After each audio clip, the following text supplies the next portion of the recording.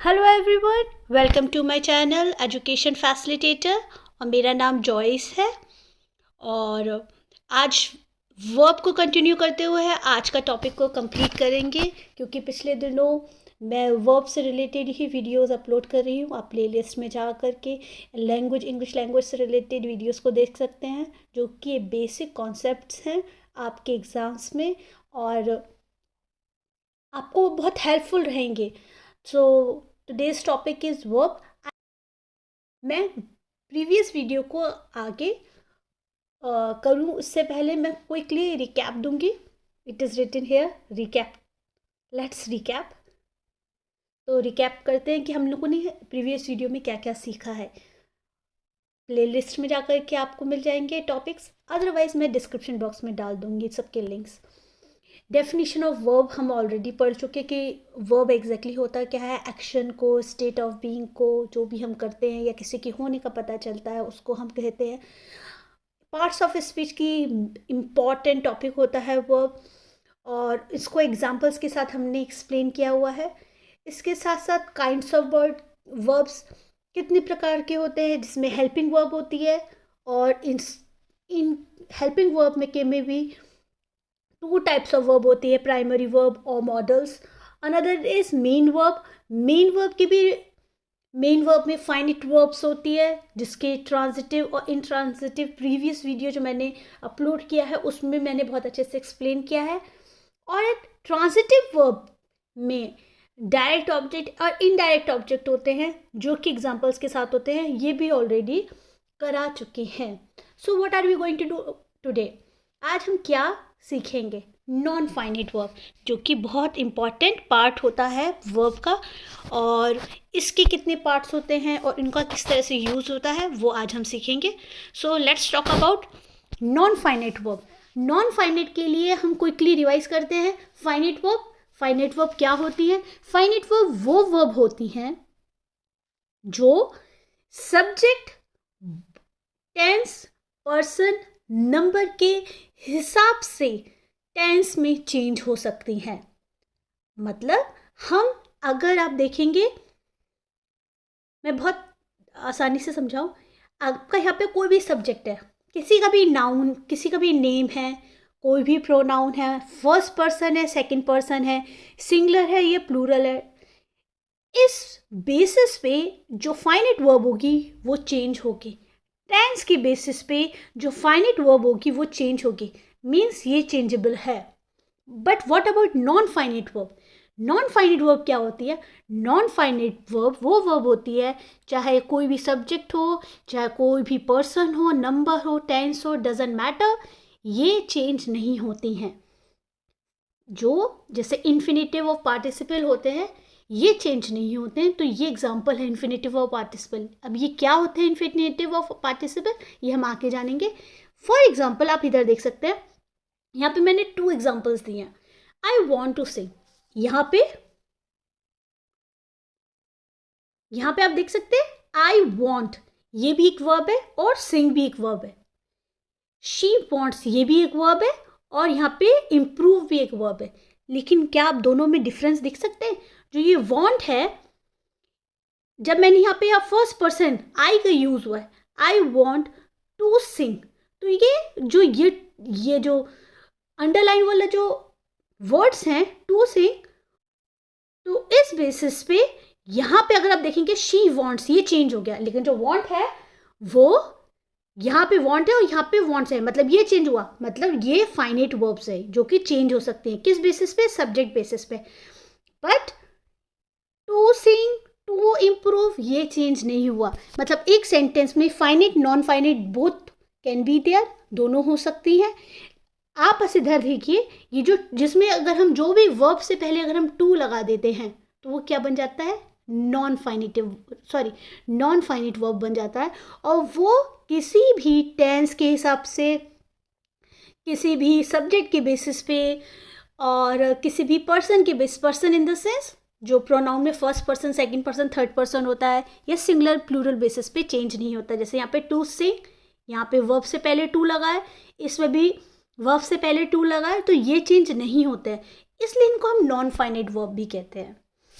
इसके एग्जाम्पल्स में ये एग्जाम्पल्स तो दी हैं कि हाँ ये चेंज नहीं होते हैं और टू लगा हुआ होता है, पर टू किस वजह से लगा होता है? क्योंकि जो इन्फिनेटिव नॉन फाइनाइट का ही इम्पॉर्टेंट पार्ट होता है, जिसको हम यहाँ देखेंगे कि infinitive kinds of non finite का फर्स्ट पॉइंट या काइंड्स ऑफ इन्फिनेटिव ही है। Kinds of non finite infinitive है, जिसमें आप देख सकते हैं टू प्लस वर्ब की फर्स्ट फॉर्म। वर्ब की फर्स्ट फॉर्म यहाँ पे आप देख सकते हैं, जैसे टू सिंग, जो सिंग है ये फर्स्ट फॉर्म थी। इम्प्रूव ये भी वर्ब की फर्स्ट फॉर्म थी, टू इसमें फर्स्ट ऐड कर दिया गया था। ओके, लेकिन तो इसको हम क्या कहेंगे? इन्फिनेटिव कहेंगे। इसके साथ साथ जेरेंड और पार्टिसिपल ये भी पार्ट होते हैं, किसके होते हैं? नॉन फाइनाइट वर्ब्स के।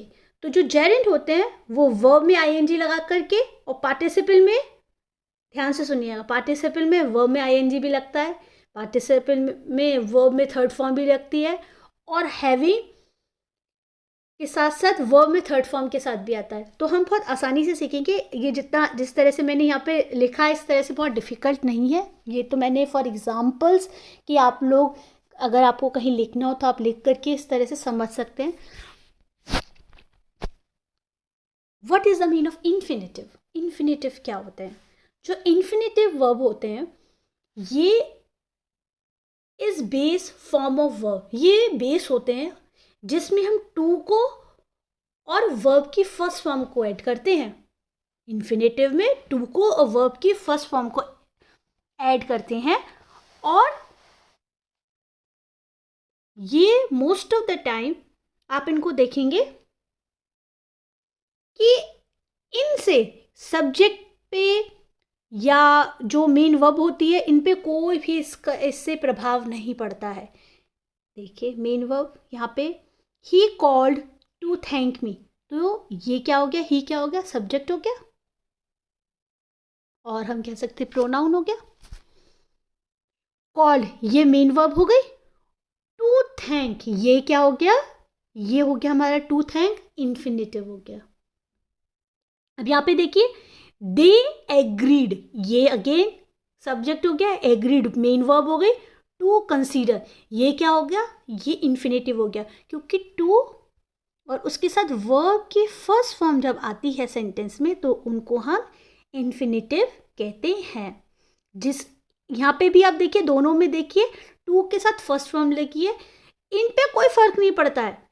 वर्ब आपका टेंस पास्ट में है, आपका प्रेजेंट में है, आपका फ्यूचर में है, उससे उनको कोई फर्क नहीं पड़ता।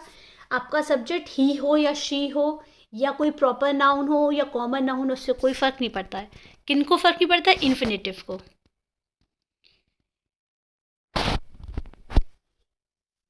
देखिए कुछ एग्जांपल्स मैंने यहाँ पे और दिए, जैसे to go, to come, to drink, ये एग्जांपल्स हैं। ये ड्रिंक वर्ब है, लेकिन वर्ब से पहले अगर टू लग गया है, वर्ब से पहले अगर आपका टू मेंशन हो गया, it means that is infinitive. और जब इन्फिनेटिव सेंटेंस में दिया है उसका प्रभाव आपके सेंटेंस में, वो कोई भी सेंटेंस हो, चाहे वो प्रेजेंट हो, पास्ट हो, फ्यूचर हो, और अगर उसका सब्जेक्ट कोई भी हो, ये अगर इस तरह से दिया हुआ है तो चेंजेस नहीं होंगे। लाइक यहाँ पे देखिए first example as a subject के रूप में हुआ है। अब देखिए टू लाई, अगर हम लाई देखेंगे तो लाई क्या होता है? वर्ब होती है। तो वर्ब को तो हम कभी सब्जेक्ट नहीं बनाएंगे, क्योंकि सब्जेक्ट या तो आपका नाउन होगा, अदरवाइज प्रोनाउन होगा। सब्जेक्ट जो होते हैं वो ऐसे ही तो होते हैं, या तो किसी का नेम होता है या नेम की जगह यूज होता है। अब यहाँ पे उन्होंने क्या किया कि टू लाई इसको यूज करके इसको सब्जेक्ट बना लिया गया। क्यों बना लिया गया? एज अ सब्जेक्ट, क्योंकि जो इन्फिनेटिव है इसको एज अ सब्जेक्ट यूज किया जा रहा है, और अगर इसको एज अ सब्जेक्ट यूज किया जा रहा है तो सब्जेक्ट के साथ उसकी वर्ब भी होगी। तो यहाँ पे वर्ब क्या है? इज वर्ब है टू लाई की। टू लाई इज बैड, झूठ बोलना गलत बात है। टू वॉक ये भी इन्फिनेटिव है, और इस इन्फिनेटिव की वर्ब भी है इज गुड, तो ये एज अ सब्जेक्ट है। ओके, अगर हम ऑब्जेक्ट के रूप में देखें, ऑब्जेक्ट का मतलब क्या होता है, प्रीवियस वीडियो में भी बताया था, अदरवाइज मैं क्विकली बता देती हूँ। ऑब्जेक्ट जो सब्जेक्ट से एक्शन रिसीव करता है, और हम ये भी कह सकते हैं कि जो वर्ब के बाद व्हाट और whom का रिप्लाई होता है उसको हम ऑब्जेक्ट कहते हैं। कैसे? जैसे आई वॉन्ट, मैं जाना चाहता हूँ, टू गो, तो ये टू गो क्या है, ये to go as an object है। ये जो वर्ब के बाद जो यूज हो रहा है, अब ये टू गो जब यूज किया जा रहा है तो ये क्या बन गया, अब जब ये टू गो यूज हो रहा है तो ये कैसा फंक्शन करेगा, नाउन का फंक्शन करेगा या फिर प्रोनाउन का। अब देखिए हमने ऊपर अबव वाले सेंटेंस में भी तो यहाँ पे टू लाई, टू वॉक, ऐसे ही नाउन और प्रोनाउन की तरह से ही तो यूज़ किए थे। तो अगर हम यहाँ पे देखेंगे टू गो और टू डांस है, तो ये ऑब्जेक्ट के लिए यूज़ किया जा रहा है। क्यों किया जा रहा है? क्योंकि यहाँ पे जो वॉन्ट है वो तो वर्ब है, लव्स है वो भी वर्ब है। तो अगर वर्ब है तो वर्ब के बाद क्या आता है, ऑब्जेक्ट आता है। तो वो ऑब्जेक्ट क्या है, या तो नाउन होगा या फिर प्रोनाउन होगा। तो इस बेसिस पे ये जो इन्फिनेटिव है इनको यूज किया जा रहा है एज एन ऑब्जेक्ट। एक और स्टेटमेंट आप देख लीजिए, टू स्टेट एन एम और पर्पस। कैसे? ही कॉल्ड, उसने मुझे बुलाया, यहाँ पे ये क्या है, ही सब्जेक्ट है, कॉल्ड क्या है, वर्ब है। टू थैंक, देखिए यहाँ पे एक वर्ब है, दूसरी वर्ब क्या है, थैंक है, लेकिन थैंक से पहले अगर टू लग गया तो ये क्या बन जाएगा, इन्फिनेटिव बन जाएगा, ये पूरा इन्फिनेटिव है। दे एग्रीड, तो यहाँ पे सब्जेक्ट, ये वर्ब, अब जब टू कंसीडर, ये जब टू कंसीडर कर दिया गया है तो ये क्या बन जाएगा, इन्फिनेटिव। तो यहाँ तक तो हमने इन्फिनेटिव समझा। Now let's talk about Geraint. What is the meaning of Geraint? Geraint क्या होते हैं? जेरेंट हमेशा वर्ब में आईएनजी जब हम लगा देते हैं तो हम क्या कहेंगे, वर्ब में अगर आपने आईएनजी का यूज़ कर लिया है तो वो बन जाएगा हमारा नाउन। ध्यान से सुनिएगा, बहुत इजी होता है, ये बहुत कंफ्यूजिंग सा कभी कभी कर देते हैं, क्योंकि पार्टिसिपल्स भी एक पार्ट ऐसा होता है जिसमें हम आईएनजी का यूज़ करते हैं, थोड़ा सा डिफरेंस है वो हम समझेंगे। जैसे यहाँ पे वर्ब है वॉक, रीड, प्ले, अब इसमें हम आईएनजी को ऐड कर रहे हैं, वॉकिंग, रीडिंग, प्लेइंग, ये क्या है सब, ये सब अगर हम देख रहे हैं तो अगर हम इनको सिंपल टेंस में यूज़ करते हैं, जैसे कॉन्टिन्यूस टेंस में यूज़ करेंगे तो हम इनको कहेंगे कि ये वर्ब है। लेकिन जब हम इसको आईएनजी लगा दे रहे हैं इसमें, और हम इसको एज अ सब्जेक्ट यूज़ कर रहे हैं सेंटेंस में, तो ये नाउन बन जाएगा। ध्यान से सुनिएगा, जैसे यहाँ पे वॉकिंग है, अब वॉकिंग सब्जेक्ट यहाँ पे एकदम इनिशियली लिख दिया, इनिशियली मतलब एकदम स्टार्टिंग में लिख दिया उन्होंने, फिर उसके बाद उन्होंने वर्ब लिख दिया, वॉकिंग इज एन एक्सरसाइज। तो जब यहाँ पे आप ये जो इज है, जो ये इज है, यहाँ पे इज, वैसे तो मैंने आपको बताया था इज क्या होता है, हेल्पिंग वर्ब होती है, पर अगर इसके बाद कोई दूसरी वर्ब हो, क्योंकि यहाँ पे दूसरी वर्ब इसके बाद कोई नहीं है, तो अब यहाँ पे दूसरी वर्ब नहीं है, कोई मेन वर्ब नहीं है, तो यहाँ पे इज ही क्या करेगी, मेन वर्ब का काम करेगी। तो जब यहाँ पे इज है तो उसके लिए सब्जेक्ट चाहिए, तो सब्जेक्ट क्या होगा, वॉकिंग। तो वॉकिंग क्या हो जाएगा यहाँ पे, सब्जेक्ट। अब जब सब्जेक्ट है तो सब्जेक्ट क्या होता है, या तो नाउन होता है या फिर प्रोनाउन होता है। लेकिन वर्ब में जब आईएनजी लग जाता है तो वो प्रोनाउन नहीं होगा। ध्यान से सुनिएगा, वर्ब में जब हम आईएनजी लगा देंगे तो वो नाउन ही होगा, और जब वो नाउन होगा तो हम उसको जेरेंट बोलेंगे। दूसरी एग्जांपल देखते हैं, ही लाइक्स रीडिंग स्टोरीज। अब यहाँ पे ही लाइक्स, वो पसंद करता है, क्या पसंद करता है, रीडिंग। अब देखिए यहाँ पे जो लाइक्स है ये मेन वर्ब का काम हुआ, और जो ये रीडिंग है ये जेरेंट हुआ। वो क्या पसंद करता है, ये ऑब्जेक्ट के रूप में जेरेंट का यूज हुआ। स्टोरीज पढ़ना वो पसंद करता है। अब देखिए यूज़ कैसे करते हैं। देखिए मैंने यहाँ पे भी ऐसे, जैसे यहाँ पे समझाया, यहाँ पे भी मैंने ऐसे डाल दिया है जिससे आपको समझ में आ जाए। Swimming is good for health, तो यहाँ पे सब्जेक्ट के रूप में यूज़ हुआ है। जैसे वर्ब में आईएनजी लगा दिया है, इसमें भी वर्ब में आईएनजी लगा दिया है, तो वो नाउन का काम कर रहे हैं। तैरना क्या होता है, गुड होता है हेल्थ के लिए, तो ये जो स्विमिंग है वो नाउन है। क्यों नाउन है, क्योंकि वर्ब में आईएनजी लगा दिया गया है। साथ के साथ यहाँ पे मेन वर्ब क्या है, इज है। ये इज किसके लिए आया है, ये इज आया है स्विमिंग के लिए। यहां स्विमिंग वर्ब नहीं है, ध्यान से सुनिए, क्योंकि स्विम में हमने आईएनजी लगा दिया है, तो ये हमारी क्या बन जाएगी, ये हमारे लिए बन जाएगी नाउन बन जाएगा। जब ये नाउन बन जाएगा तो उसको क्या क्या चाहिए, ये सब्जेक्ट है यहाँ पे और इसको वर्ब चाहिए, वो दिया गया है, तो ये क्या है, जेरेंड है। Reading is my favourite pass time, तो यहाँ जो रीडिंग है ये क्या है, जेरेंड है। क्यों, क्योंकि यहाँ पे ये नाउन का काम कर रहा है। इसके पास एक मेन वर्ब भी है, वो है इज। अच्छा इधर देखिए, ही लाइक्स, वो पसंद करता है रीडिंग पोइट्री। अच्छा मैंने यहाँ पे में ऐसे डाल दिया, चलिए कोई बात नहीं। वो क्या पसंद करता है, उसको पोइट्री पढ़ना पसंद है, क्योंकि ये मेरे सब्जेक्ट्स हैं, तो मैं अपने मेरी मतलब उसी बेसिस पे मैंने टेंस डाल दिए हैं कि आप लिटरेचर स्टूडेंट हो तो इधर यू विल रीड पोइट्री और लिटरेचर और नॉवेल्स और समटाइम्स स्टोरीज, तो इसलिए यहाँ पे मैंने इस तरह से डाल दिया है। बट कहने का जो अर्थ यह है कि ऑब्जेक्ट के रूप में काम करता है। ही लाइक्स, ऑब्जेक्ट क्या, जो सब्जेक्ट से रिसीव होता है एक्शन, वो क्या पसंद करता है, रीडिंग पोइट्री, तो यह जो रीडिंग है वो जेरेंड है। आई एंजॉय, मैं पसंद करता हूं, क्या पसंद करते हैं आप, फ्लाइंग काइट्स, तो यहाँ पे फ्लाइंग है, ये जेरेंड है। ओके,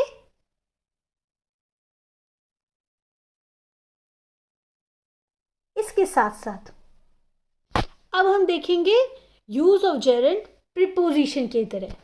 प्रीपोजिशन के लिए कैसे देखेंगे, देखिए जेरेंड का जो फंक्शन है वो क्या होता है ना, जो वर्ब है, वर्ब में आईएनजी लगा करके हम उसको क्या बना लेते हैं, हम उसको नाउन बना लेते हैं। ठीक है, तो अब आप क्या करेंगे, आप यहाँ देखेंगे जो प्रीपोजिशन है, प्रीपोजिशन के बाद हमेशा ध्यान रखिएगा क्या आता है, प्रीपोजिशन का ऑब्जेक्ट आता है, और जो ऑब्जेक्ट होता है वो या तो नाउन होता है या प्रोनाउन होता है। अब देखिए मैंने यहाँ पे लिख दिया प्रीपोजिशन है, प्रीपोजिशन के बाद हमेशा ऑब्जेक्ट आता है, तो जो ऑब्जेक्ट होता है ना वो या तो आपका नाउन होगा या फिर वो प्रोनाउन होगा। तो हमें क्या करना है, प्रीपोजिशन के बाद अगर कोई भी वर्ब आपको दिखती है सेंटेंस में, ध्यान से सुनिए, प्रीपोजिशन के बाद अगर आपको कोई भी वर्ब दिखती है और उसमें आईएनजी लग जाता है तो वो क्या बन जाएगी, नाउन या प्रोनाउन में से कुछ बन जाएगी। तो हम उसको एज अ नाउन कंसीडर करेंगे और फिर हम उसको एज अ प्रीपोजिशन बेसिस पे कंसीडर करेंगे। How is it possible, let's do it. She is fond of swimming, अब देखिए यहाँ पे ऑफ जो है वो क्या प्रीपोजिशन है, प्रीपोजिशन के बाद यहाँ पे अगर स्विम है और उसमें आईएनजी लग गया तो ये क्या बन जाएगा, हमारा जेरेंड बन जाएगा। अब यहाँ पे ये कैसे, ऑब्जेक्ट ऑफ द प्रीपोजिशन के बेसिस पे। प्रीपोजिशन क्या होता है, प्रीपोजिशन किसके लिए यूज होता है, पोजीशन बताती है नाउन और प्रोनाउन की सेंटेंस में। ओके, तो जब हम प्रीपोजिशन का चैप्टर करेंगे तब हम देखेंगे कंप्लीटली, उस समय मैं बताऊंगी। तो यहाँ पे देखिए ये जो ऑफ है वो प्रीपोजिशन है, उसके बाद ऑब्जेक्ट आता है। ऑब्जेक्ट क्या होगा, या होगा वो नाउन या होगा प्रोनाउन, पर यहाँ पे अगर कोई वर्ब दे दिए, जैसे उन्होंने स्विम दे दिया है, तो उसमें हम आईएनजी लगा करके या हम नाउन बना देंगे या फिर हम प्रोनाउन बना देंगे, सॉरी नॉट प्रोनाउन, पर हम यहाँ नाउन बना देंगे, तो वो क्या हो जाएगा, जेरेंड हो जाएगा, ऑब्जेक्ट ऑफ प्रीपोजिशन हो जाएगा। He is fond of drinking coffee, तो यहाँ पे भी ऑफ, ऑफ के बाद ड्रिंकिंग जो लिखा है ये क्या है, जेरेंड। द बार्किंग ऑफ, अच्छा एक और चीज़, आफ्टर द जो होता है उसमें भी अगर हम कोई भी वर्ब के आगे आईएनजी लगा देते हैं तो वो भी क्या बन जाता है, जेरेंड होता है। जैसे the barking of a dog, कुत्तों का भौंकना। ये कंप्लीट सेंटेंस नहीं है, बस मैं ये कहना चाह रही हूँ कि ऐसे कुछ ऐसे वर्ब होते हैं उनसे पहले अगर द लगा है और उन वर्ब में आईएनजी लगा है तो वो भी उनको जेरेंड कंसीडर किया जा सकता है। द रनिंग ऑफ बिजनेस, जो बिजनेस है उनको चलता रहना, उसको भी क्या कहेंगे यहाँ पे, रनिंग। ये क्या है, जेरेंड। ओके, इसके साथ साथ अभी हमने देखा as a object, as a subject and preposition के साथ क्या देखा, जेरेंड का, जो कि एक नॉन फाइनाइट वर्ब का एक पार्ट है। Now let's talk about possessive adjective. अब हम कहेंगे पॉजेसिव एडजेक्टिव क्या होते हैं। तो देखिए, मैंने वैसे प्रोनाउन का जो चैप्टर पढ़ाया है उसमें आपको पॉजेसिव प्रोनाउन के बारे में बताया है बहुत अच्छे से।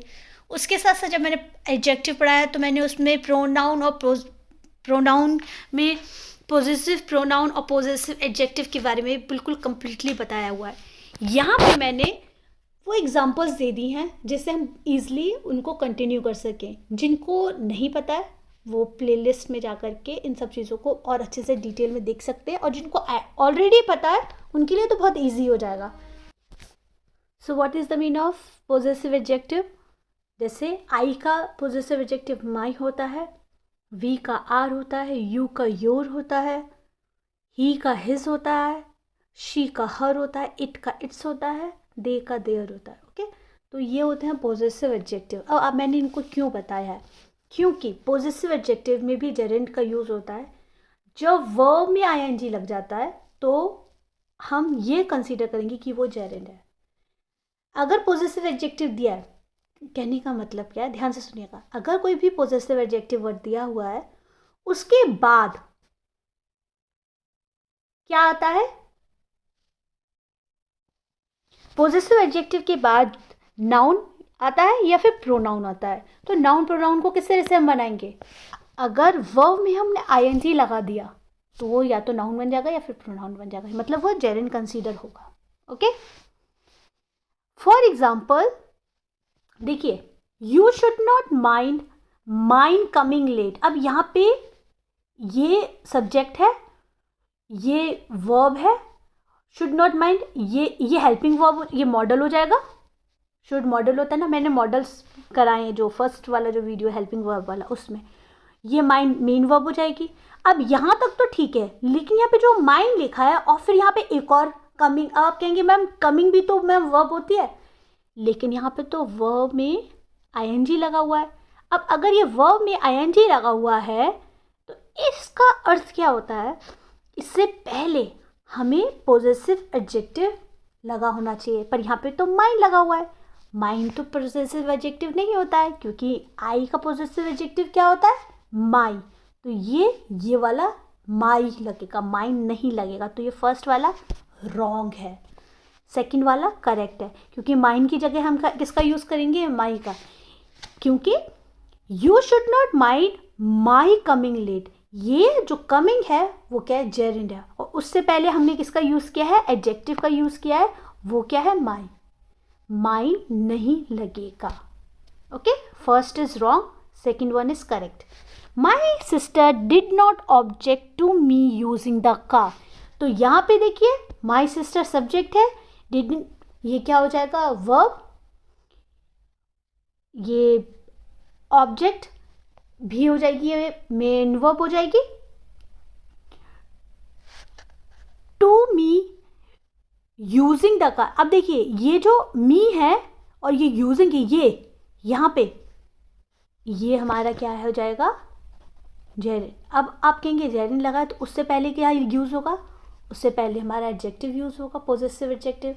और पॉजेसिव एडजेक्टिव को यूज़ करने के लिए पॉजेसिव एडजेक्टिव आई का क्या होता है, मी नहीं होता है ना, आई का पॉजेसिव एडजेक्टिव क्या होता है, माई होता है। तो यहाँ पे भी माई लगा है। Now let's talk about participle. This is the last topic of today's session. Participle क्या होते हैं, जैसे जेरेंड होता है वो नाउन का काम करता है, वो किसका काम करता है? नाउन का काम करता है। तो पार्टिसिपल किसका काम करते हैं? पार्टिसिपल काम करते हैं वर्ब का और एडजेक्टिव का। सिंपली जेरिन नाउन का काम करता है सेंटेंस में, और पार्टिसिपल किसका काम करते हैं? वर्ब का काम करते हैं और एडजेक्टिव का। Let's read the definition. अब लिखिए डेफिनेशन तो ईजिली पढ़ भी लेते हैं। Participle is that form of the verb, एक किस तरह की फॉर्म होती है which partakes of the nature both of a verb and of an adjective. मतलब वो दोनों का काम कर सकते हैं, वर्ब का भी और एडजेक्टिव का भी। अब वो करते कैसे हैं? There are 3 kinds of participle. How many kinds of participle? Present participle जिसमें वर्ब में आईएनजी लग जाता है, जैसे जेरिन में लगता है ना, ऐसे इसमें लगता है। पर हम पहचानेंगे कैसे?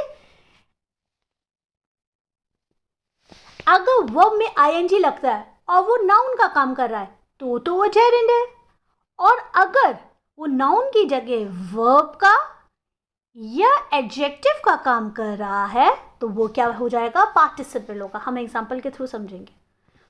Second, past participle. ये बहुत इजी होते हैं क्योंकि वर्ब की थर्ड फॉर्म, जिस भी टेंस में अगर आपको वर्ब की थर्ड फॉर्म मिल जाती है, जैसे हैज़ रिटन, हैड रिटन, मतलब कोई भी थर्ड फॉर्म से रिलेटेड होता है, जैसे प्ले, ड्रंक, तो ये तो हम आसानी से, ये वाला पास्ट पार्टिसिपल तो हम इजीली पहचान जाते हैं क्योंकि वर्ब की थर्ड फॉर्म ही यूज़ होती है।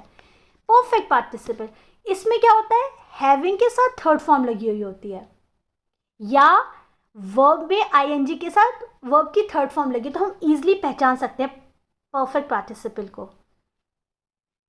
So let's do more example about participle. अभी यहाँ पे भी यहाँ दिए हुए हैं। पार्टिसिपल क्या होता है?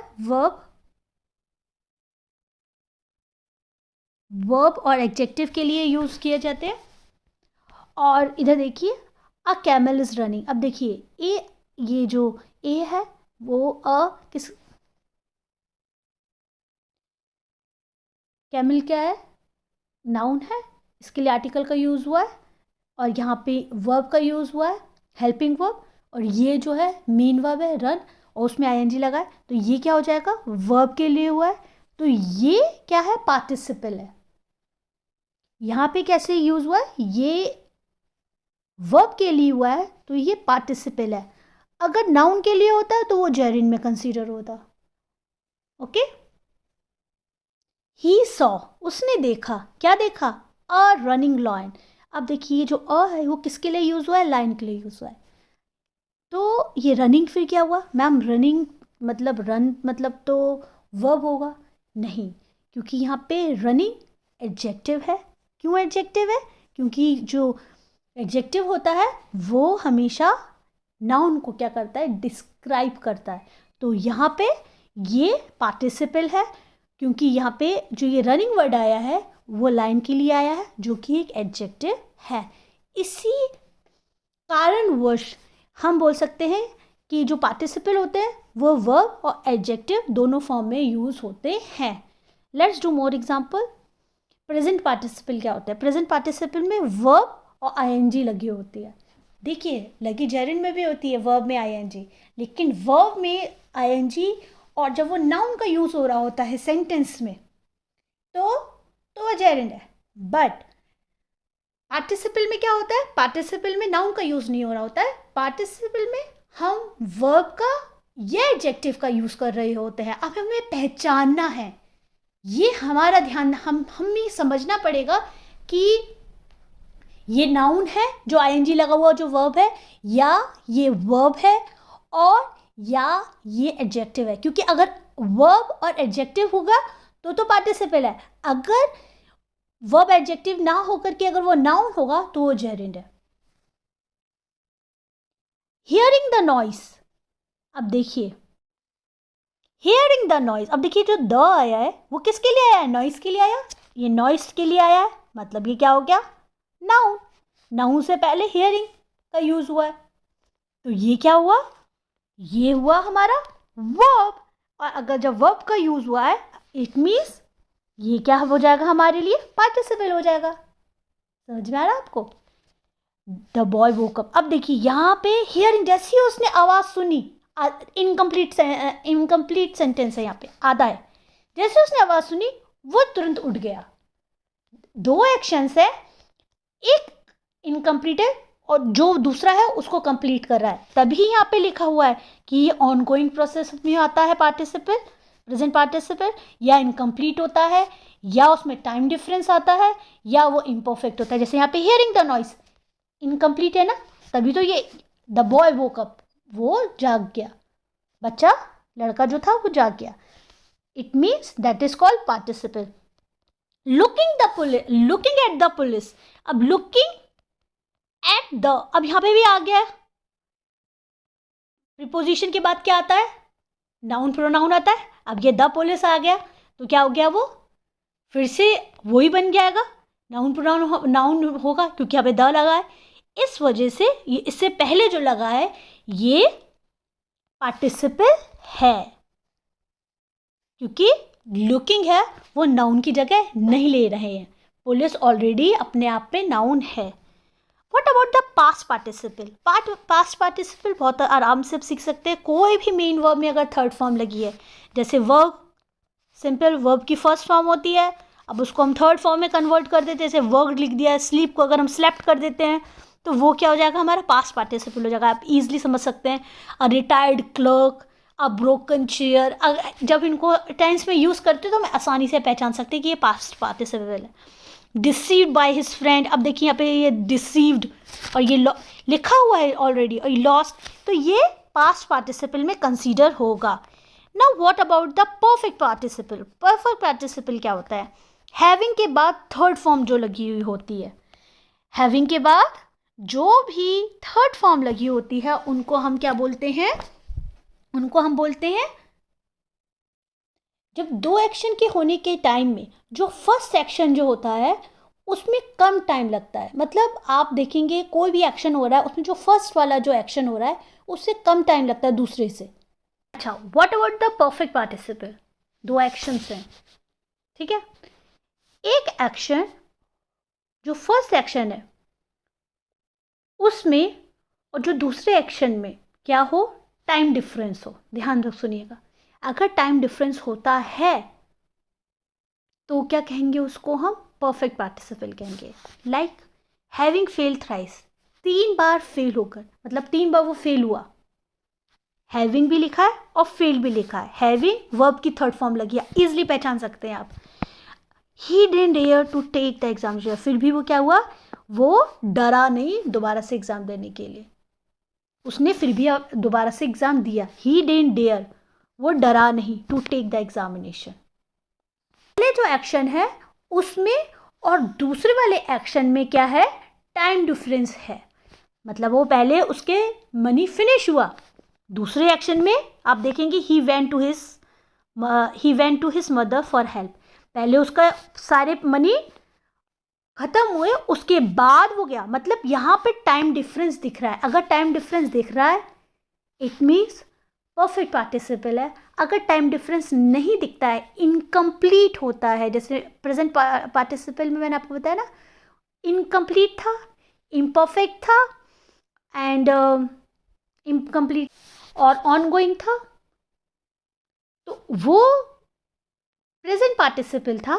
लेकिन पास्ट पार्टिसिपल में क्या है, टाइम डिफरेंस होता है, जिससे हम पहचान सकते हैं कि पहले और हैविंग और थर्ड फॉर्म आ जाएगी, तो उससे भी हम इजीली पहचान लेंगे कि ये परफेक्ट पार्टिसिपल है।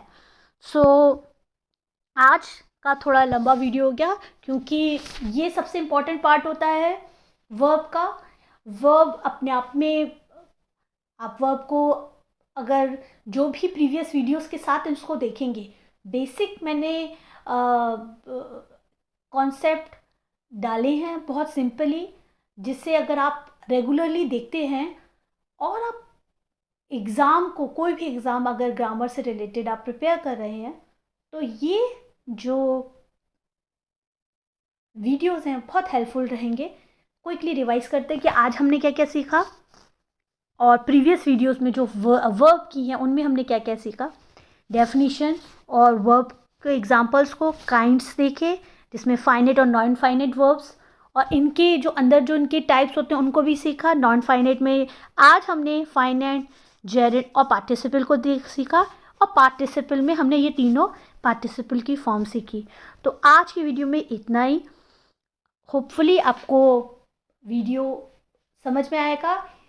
वर्ब हो या कोई भी ग्रामर से रिलेटेड टॉपिक हो, मैं आप लोगों से कहूँगी कि आप पूरा वीडियो देखिए। एक बार समझ में नहीं आता आप दोबारा से देखिए, क्योंकि लैंग्वेज अपने आप में बहुत ही इंटरेस्टिंग टॉपिक तो होता है, बट आपको उसको कई बार समझने की ज़रूरत है, क्योंकि हम उसको लर्न नहीं कर सकते। जैसे हम स्टोरी को पढ़ के मैं आपको सुना दूंगी तो बहुत ईजिली आप याद कर लेंगे, लेकिन लैंग्वेज ऐसा टॉपिक होता है जिसमें हमें प्रैक्टिस की बहुत ज़रूरत होती है। जैसे मैथ्स में प्रैक्टिस की ज़रूरत होती है, और बहुत सारे सब्जेक्ट्स होते हैं जिसमें हमें प्रैक्टिस की ज़्यादा ज़रूरत होती है। Same condition for English language. तो अगर आप जितनी प्रैक्टिस अच्छे से करेंगे उतने अच्छे से आपको समझ में आएगा। कोई चीज़ नहीं समझ में आती है, आप प्लीज़ अपने सुझाव मुझे कमेंट बॉक्स में दीजिए। मेरे चैनल को सब्सक्राइब कीजिए, अपने साथ के लोगों में शेयर कीजिए, और पसंद आए वीडियो तो लाइक ज़रूर कीजिएगा। मुझे अच्छा भी लगेगा कि मैं जो काम कर रही हूँ वो अच्छा है, और मैं और भी काम करूँ इससे related. Thank you so much. Have a nice day.